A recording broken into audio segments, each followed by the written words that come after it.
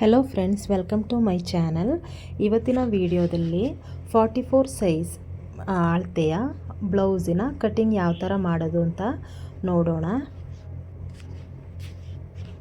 ಇಲ್ಲಿ ನಾನು ಅಳತೆ ತಗೋತಾ ಇದ್ದೀನಿ ನೋಡಿ. ಇಲ್ಲಿ ಅಳತೆ ಬ್ಲೌಸ್ ಕೊಟ್ಟಿದ್ದಾರೆ. ಫಸ್ಟು ಅಳತೆ ತಗೊಳ್ಳೋವಾಗ ನಾವು ಬ್ಲೌಸಿನ ಉಕ್ಸನ್ನು ತಗೋಬೇಕು. ಉಕ್ಸನ್ನು ತೆಗೆದು ಇಲ್ಲಿ ನಾನು ಫಸ್ಟ್ ತೋರಿಸಿದ್ನಲ್ಲ ಅದೇ ಥರ ಆರ್ಮೋಲಿಂದ ಕಾಜಾಪಟ್ಟಿ ಇದೆಯಲ್ಲ, ಕಾಜಾಪಟ್ಟಿ ತನಕ ಅಳತೆ ತಗೋಬೇಕು. ನನಗಿಲ್ಲಿ 11 ಇಂಚು ಬಂದಿದೆ. 11 ಇಂಚು ಬಂದಾಗ ಅದರ 4ರಷ್ಟು ಅಂದರೆ 44 ಆಗುತ್ತೆ. ಆಮೇಲೆ ಫುಲ್ ಲೆಂತ್ 15 ಬಂದಿದೆ. ಹಿಂದ್ಗಡೆ ಫುಲ್ ಲೆಂತ್ 14ವರೆ ಬಂದಿದೆ. 1 ಇಂಚು 14ವರೆ ಬಂದಾಗ 1 ಇಂಚು ಎಕ್ಸ್ಟ್ರಾ ಕೊಡಬೇಕು. ನೆಕ್ಸ್ಟು ಶೋಲ್ಡರಿಂದ ನಾವು ಪಟ್ಟಿ ಕೊಟ್ಟಿರ್ತೀವಿ ನೋಡಿ, ಡಾಟ್ ಪಾಯಿಂಟ್ ಅಂತ ಹೇಳ್ತೀವಿ. ಶೋಲ್ಡರ್ ಟು ಡಾಟ್ ಪಾಯಿಂಟ್ 12 ಬಂದಿದೆ. 12 ಇದೆ ನೋಡಿ. 12 ಬಂದಾಗ 1 ಇಂಚು ಎಕ್ಸ್ಟ್ರಾ ಕೊಡಬೇಕು. ಈಗ ಲೈನಿಂಗ್ ಬಟ್ಟೆಯಲ್ಲಿ ಯಾವ ಥರ ತಗೊಳ್ಳೋದು ನೋಡೋಣ. ಇಲ್ಲಿ ನೋಡಿ, ನಾನು ಆಲ್ರೆಡಿ ಮಾರ್ಕ್ ಮಾಡ್ಕೊಂಡಿದ್ದೀನಿ. ನಾನು ಫಸ್ಟ್ ವಿಡಿಯೋ ಮಾಡಿದ್ದೆ, ಅದು ಕ್ಯಾಪ್ಚರ್ ಆಗಿಲ್ಲ ಸರಿಯಾಗಿ. ಈಗ ತೋರಿಸ್ತೀನಿ ನೋಡಿ ಯಾವ ಥರ ಅಂತ. ಫುಲ್ ಲೆಂತ್ 15 ಬಂದಿದೆಯಲ್ವಾ, ಫುಲ್ ಲೆಂತ್ 15 ಬಂದಿದೆ.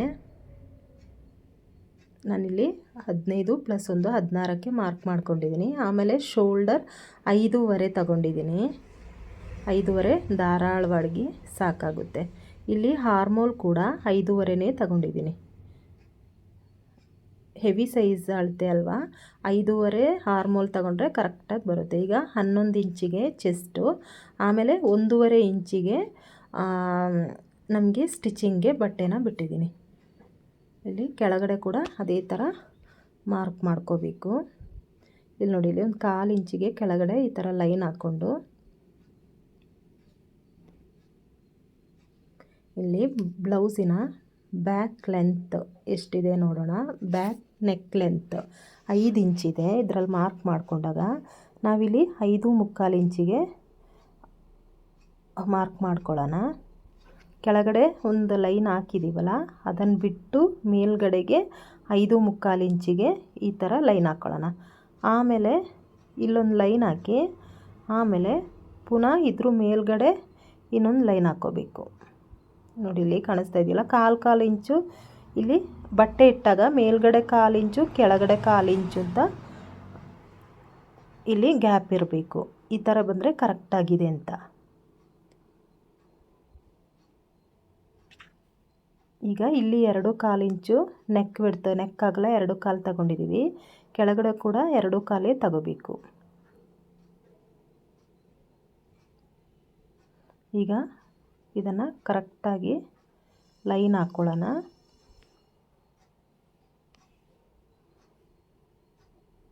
ಈಗ ನಮಗೆ ಸ್ವಲ್ಪ ಬ್ರಾಡಾಗಿ ಬೇಕು ಅಂದರೆ ಈ ಥರ ಕ್ರಾಸಾಗಿ ಒಂದು ಲೈನ್ ಹಾಕ್ಕೊಂಡು ಈ ಥರ ರೌಂಡ್ ಶೇಪ್ ಈ ಥರ ತಗೋಬೋದು. ಸ್ವಲ್ಪ ಬ್ರಾಡಾಗಿ ಬೇಕು ಅಂತ ಹೇಳ್ತಾರಲ್ಲ, ಆ ಥರ ಇರೋರಿಗೆ ಈ ಥರ ಲೈನ್ ಹಾಕ್ಕೋಬೇಕು.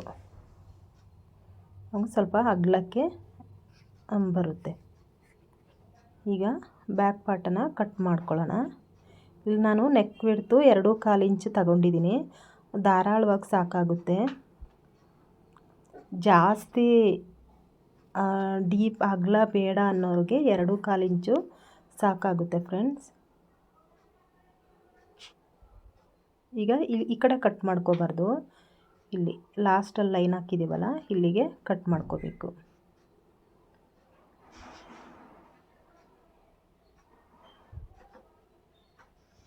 ಈ ಥರ ಕಟ್ ಮಾಡಿಕೊಂಡು ಫಸ್ಟು ನಾವು ಲೈನಿಂಗ್ ಬಟ್ಟೆಲೇ ಕಟ್ ಮಾಡ್ಕೋಬೇಕು. ಬ್ಲೌಸ್ ಅಳತೆ ಬ್ಲೌಸ್ ಪೀಸ್ ಕೊಟ್ಟಿರ್ತಾರಲ್ಲ, ಅದನ್ನು ಕಟ್ ಮಾಡಿದರೆ ಏನಾದರೂ ಸ್ವಲ್ಪ ಹೆಚ್ಚು ಕಮ್ಮಿ ಆದರೂ ಕಟಿಂಗ್ ಮಾಡಿದ್ಮೇಲೆ ನಮಗೆ ಏನೂ ಮಾಡೋಕ್ಕಾಗಲ್ಲ.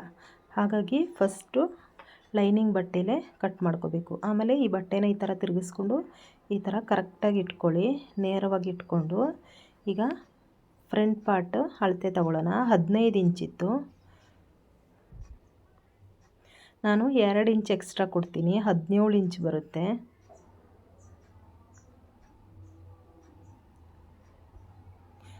ಹದಿನೈದು ಪ್ಲಸ್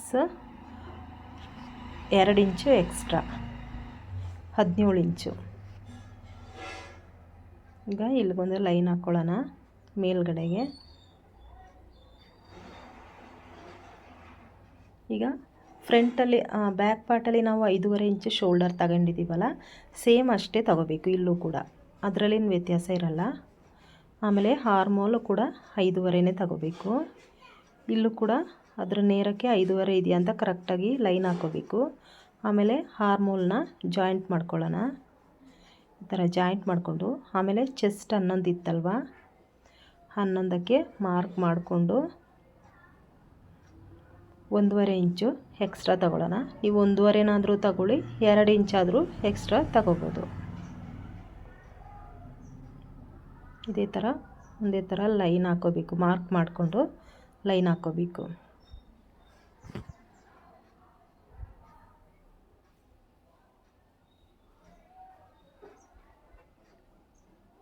ಈ ಥರ ಲೈನ್ ಹಾಕ್ಕೊಂಡು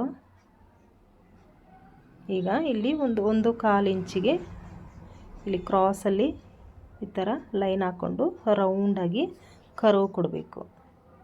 ಆಮೇಲೆ ಇಲ್ಲಿ ಪಟ್ಟಿ ಪೀಸ್ ಬರುತ್ತಲ್ಲ, shoulder to dot point 12 ಇಂಚಿತ್ತು, 1 inch extra ಕೊಟ್ಟು 13 ಇಂಚಿಗೆ ಮಾರ್ಕ್ ಮಾಡ್ಕೊಳ್ಳೋಣ.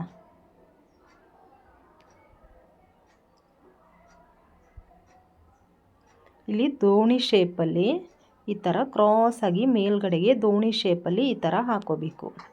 ಇವಾಗ ನಮಗೆ ಪಟ್ಟಿ ಪೀಸು ಸಿಕ್ಕಿದೆ. ಈಗ ನೆಕ್ಸ್ಟ್ ಏನು ಮಾಡಬೇಕು,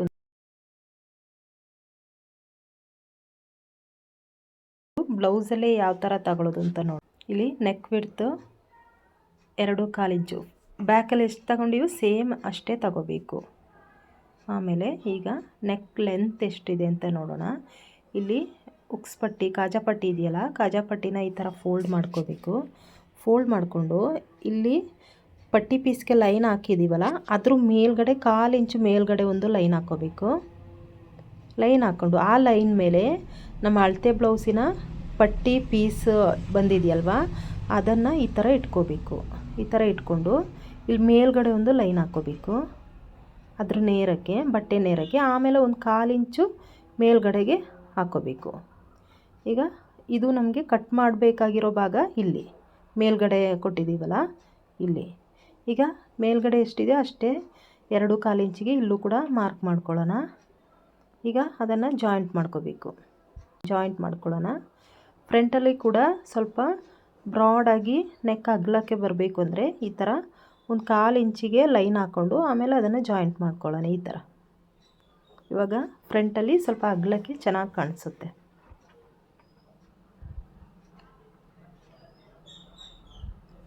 ಈಗ ಕಟ್ ಮಾಡ್ಕೊಳ್ಳೋಣ. ಫಸ್ಟ್ ನಾವು ಪಟ್ಟಿ ಪೀಸನ್ನು ಕಟ್ ಮಾಡ್ಕೊಳ್ಳೋಣ.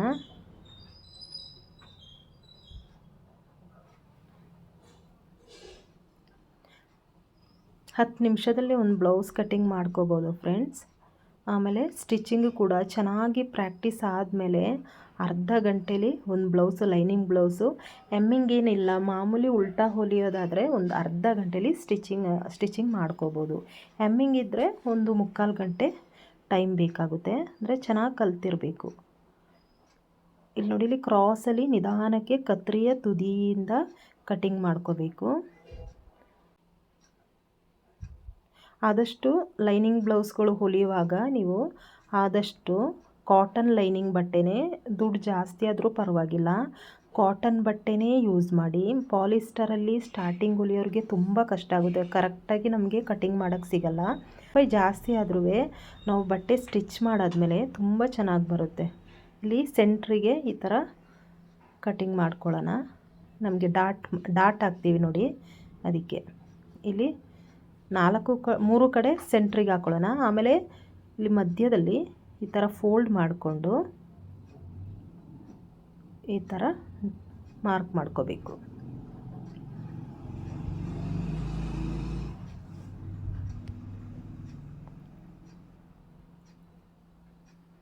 ಓಕೆ, ಈಗ ನೆಕ್ಸ್ಟ್ ನಾವು ಇಲ್ಲಿ ಡಿಸೈನ್ ಕೊಟ್ಟಿದ್ದಾರಲ್ಲ, ಇದು ಬ್ಲೌಸಿನ ತೋಳಿನ ಭಾಗ. ಸ್ಲೀವನ್ನು ಇದ್ರ ಮೇಲೆ ಈ ಥರ ಇಟ್ಕೊಂಡು ಕಟ್ಟಿಂಗ್ ಮಾಡ್ಕೊಳ್ಳೋಣ.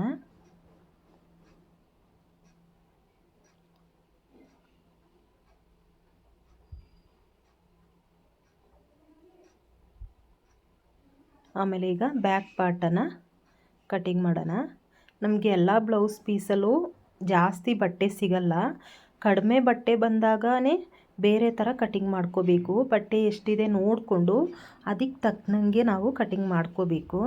ಇಲ್ಲಿ ಬಟ್ಟೆ ನನಗೆ ಇದರಲ್ಲಿ ಈ ಬಟ್ಟೆಯಲ್ಲಿ ಜಾಸ್ತಿನೇ ಬಟ್ಟೆ ಇದೆ, ಹಾಗಾಗಿ ತೊಂದರೆ ಇಲ್ಲ. ನೋಡಿ, ಈ ಥರ ಇಟ್ಕೊಂಡ್ರೆ ಬಟ್ಟೆ ತುಂಬ ಸೇವ್ ಆಗುತ್ತೆ. ಈ ಥರ ಇಟ್ಕೊಂಡು ಕಟ್ಟಿಂಗ್ ಮಾಡಿದರೆ ನಮಗೆ ಎಕ್ಸ್ಟ್ರಾ ಬಟ್ಟೆ ಸಿಗ್ತದೆ. ನನಗಿದ್ರಲ್ಲಿ ಸುಮಾರು ಬಟ್ಟೆ ಇದೆ, ಹಾಗಾಗಿ ಏನು ತೊಂದರೆ ಇಲ್ಲ. ನೋಡಿ, ಈಗ ಬ್ಯಾಕ್ ಪಾರ್ಟ್ ಆಗಿದೆ. ಈಗ ಇಲ್ಲಿ ಫ್ರಂಟ್ ಇಟ್ಟಿದ್ದೀನಿ ನೋಡಿ. ಈ ಥರ ಇಟ್ಕೊಂಡು ಆಮೇಲೆ ಕೆಳಗಡೆ ಕರೆಕ್ಟಾಗಿ ಇಟ್ಕೊಳ್ಳೋಣ. ಆಮೇಲೆ ಕಟ್ ಮಾಡ್ಕೋಬೇಕು. ಈಗ ಮಿಕ್ಕಿರೋ ಬಟ್ಟೆ ಪಟ್ಟಿ ಪೀಸ್ಗೆ ಸಾಕಾಗುತ್ತೆ. ಈಗ ನಾನು ಇದನ್ನು ಹಾಗೆ ಉಲ್ಟಾ ಹೊಲಿತೀನಿ. ಎಮ್ಮಿಂಗ್ ಪೈಪಿಂಗ್ ಏನು ಮಾಡೋಕ್ಕೋಗಲ್ಲ. ಉಲ್ಟಾ ಹೊಲಿದು ಗೋಲ್ಡ್ ಡಾಟ್ ಡಿಸೈನ್ ಇದೆಯಲ್ಲ, ಅದಕ್ಕೆ ಗೋಲ್ಡ್ ಕಲರ್ ಲೇಸು ನೆಕ್ಕಿಗೆ ಕೊಡ್ತೀನಿ. ಅವಾಗ ಚೆನ್ನಾಗಿರುತ್ತೆ. ಸಿಂಪಲಾಗಿ ಸ್ಟಿಚ್ ಮಾಡೋಕ್ಕೆ ಹೇಳಿದರು, ಹಾಗಾಗಿ ಗೋಲ್ಡ್ ಕಲರ್ ಲೇಸ್ ಹಾಕಿ ಒಂದು ದಾರ ಕೊಟ್ಟರೆ ಚೆನ್ನಾಗಿರುತ್ತೆ. ಓಕೆ ಫ್ರೆಂಡ್ಸ್, ಯಾರೆಲ್ಲ ನನ್ನ ಚಾನಲ್ ನೋಡ್ತಾ ಇದ್ದೀರಾ, ಇನ್ನೂ ಒಳ್ಳೆ ವೀಡಿಯೋಗಳನ್ನ ಹಾಕ್ತಾ ಹೋಗ್ತೀನಿ. Nighty cutting, dress cutting, umbrella top cutting ಪ್ರತಿಯೊಂದನ್ನು ಹಾಕ್ತಾ ಹೋಗ್ತೀನಿ. ನನ್ನ ಚಾನಲ್ನ ಯಾರೆಲ್ಲ ನೋಡ್ತಾ ಇದ್ದೀರಾ ದಯವಿಟ್ಟು ಸಬ್ಸ್ಕ್ರೈಬ್ ಮಾಡಿಕೊಂಡೇ ನೋಡಿ. Okay friends, thank you for watching.